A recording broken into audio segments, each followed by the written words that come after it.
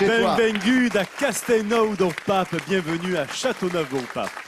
Alors c'est vrai, c'est ce qu'on disait tout à l'heure. On pourrait appeler d'ailleurs les habitants les Châteaunevois, comme j'ai dit, également les Castelpapo, Castelpapal. Voilà. Joli. Et on fera joli. la référence évidemment au pape. On vous donnera toutes les indications au cours de cette émission de 10h50 à 11h45. Ce sera tous les jours.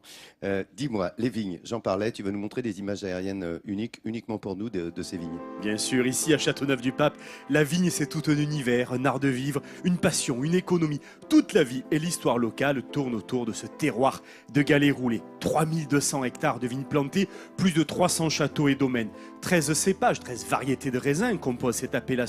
Le grenache, bien sûr, le grenache noir qui est le cépage roi du territoire vauclusien, mais aussi sous nos pieds, Syrah, Mourvèdre, Counoise, Cinsault, Muscardin.